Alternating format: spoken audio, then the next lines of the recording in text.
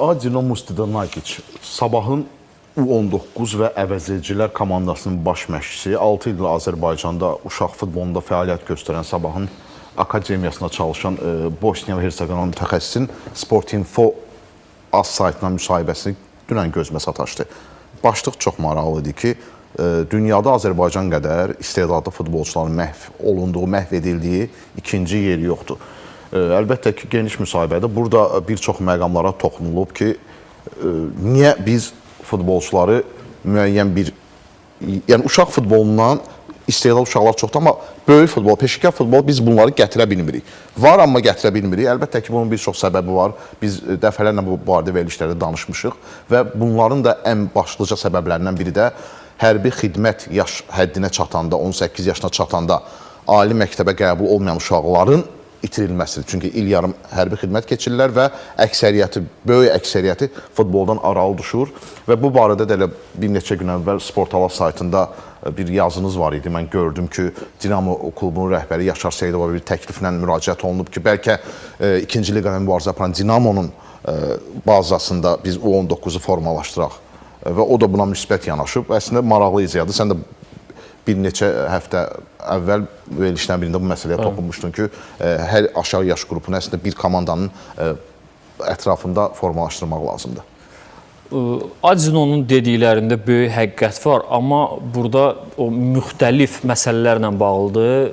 Məsələn, Azərbaycanda o uşaq futbolunda olan məşqçilərin, ümumiyyətlə uşaq futbolunun şəraitinin uyğun olmamağı bu işin bir tərəfidir. Digər tərəfdən uşaqlar böyüyürlər, Premyer Liqada şans qazanmaları çətinləşir. Orada da bir inkişafı axsıdan məqamlar var. Və bunlar arasında məncə ən önəmlisi həm də futbolçuların həqiqi hərbi xidmətə yollanması və əskərlik dönəmində artıq o futbolçuluqdan qopması, öz performanslarını itirməsi və karyeralarını sona çatdırması olur. İndi elə məsələlər var ki, onun həlli bir gündən, bir ayla, bir illə alınmır. Uşaq futbolunu qaldırmaq. Bu, yəqin ki, ümidimiz yeni inkişaf strategiyasının adı. Asta-asta müxtəlif bölgələrdə böyük akademiyalar tikilməlidir. Orada yaxşı məşqçilər işləməlidir. Asta-asta illərlə, 3 il, 5 il, 10 ilə biz nəyisə ümid eləyə bilərik. Gənc futbolçuların Premyer Liqada oynaması, bu da artıq başqa mövzudur. Legioner limiti ləğv olunur. Biz daha çox gözləyirik ki, o uşaqlar xarici yollansınlar. Amma burada həll olunması daha yaxın, daha real və daha bir ciddi məsələnin həlli olaraq biz əskərlik məsələsini görürük. Çünki Daxili İşlər Nazirliyinin nəzdində Dinamo klubu yenidən fəaliyyətini bərpa eləyib və yeni inkişaf strategiyasında göstərilib ki, bəli, uşaqlar daxili qoşunlarda hərbi xidmətini keçə biləcəklər. Daxili qoşunlarda da o futbolçular Dinamonun heyətinə gələcəklər və həm həqiqi hərbi xidmətlərini keçəcəklər, həm futbol oynayacaqlar.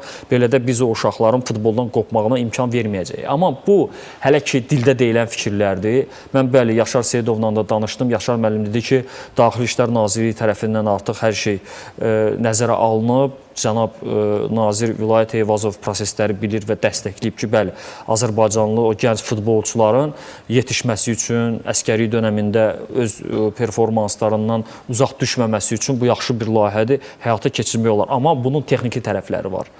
Yəni, Daxili İşlər Nazirliyi hər şey eləyib, amma bir AFFA tərəfindən də o şərtlərin bir qarşılanması deyilən məsələ var. Çünki dildə demək asandır, amma bunun rəsmiyyəti var. Burada bəzi tələblər var, kriteriyalar var. Onları həyata keçirmək lazımdır. Və bax, problem ondadır ki, biz o tısbağa addımları ilə elə bir irəliləyirik. Neçə müddətdir gözləyirdik ki, bu inkişaf strategiyası hazırlansın. İndi sanki hazırlanıb, amma bərpasına heç cür, icrasına heç cür başlanılmır. O da bir vaxt aparır. İndi yəqin ki, bir ildə gözləməyəcək ki, bu inkişaf strategiyası icraya başlasın. Bunun əhəmiyyətli parçalarından biri də futbolçuların əskərlik məsələsidir. O ki, qaldı Dinamonun 19 klubunun, 19 millisinin baza klubuna çevrilməsi. Yaşar müəllim çox dəstəklədi, bəyəndi və dedi ki, biz bugün ikinci liqada mübarizə aparırıq və Dinamonun heyətində 19 yaş və daha aşağı 14 futbolçu yer alıb, buna rəğmən 5-ci pillədədirlər, yaxşı çıxış edirlər. Gələcəkdə yəni qarşılarında 1-ci liqaya qalxmaq bir tapşırığı da qoyulub, yəni hədəfləri var və komanda 1-ci liqaya qalxsa, bəlkə elə məşqçiliyi, o əksər futbolçularla bir 9-10 oyunçu ilə o 19-un bir baza klubunu orada yaratmaq olar. Çünki burada o xeyri ilə lazımlının o birləşməsi var və futbolçular həm həqiqi hərbi xidmətlərini keçə biləcəklər, həm futbol oynayacaqlar, həm milli komandanın bazası olaraq 19 artıq seçmə mərhələsinə daha hazırlıqlı gedə biləcək. Məncə bu ideyanı da diqqətə almaq lazımdır. Bu ideyanı gerçəkləşdirmək üçün AFFA rəhbərliyi tələsməlidir. Çünki burada hər keçən gün bir futbolçumuzun itkisinə bahasına başa gəlir. Bu elə bir məsələdir ki, bunu ləngitmək olmaz. Çox sevindiricidir ki, Dinamo rəhbərliyi də bu məsələyə millinin baza klubu olmaq mövzusunda isti baxır. Bunun əgər yenə deyirəm, burada iki tərəfin də rolu önəmlidir. Çünki məsələ Şamaxı indi U21 milli komandanın bazası kimidir, amma burada Şamaxı rəhbərliyində bir xeyir duası lazımdır. Çünki klubun rəhbərliyi ayrıdır, federasiya rəhbərliyi ayrı, amma məqsəd eynidir, Azərbaycan futbolu. Eynən də Dinamo bu baxımdan çox yaxşı bir seçim olar. Məncə AFFA rəhbərliyi buna isti yanaşmalıdır və strategiyada hansı iş ləngiyirsə, indi başa düşürük, akademiya bir günə tikilməyəcək də, bu vaxt aparan bir məsələdir, o tikintinin özü, o icrası və s. Amma bu bir məsələdə hər şey hazırdır. Bir dənə strategiyanın bəndlərinə uyğun olaraq Daxili İşlər Nazirliyi ilə o maddələri razılaşdırıb artıq o prosesə start vermək lazımdır. Keçək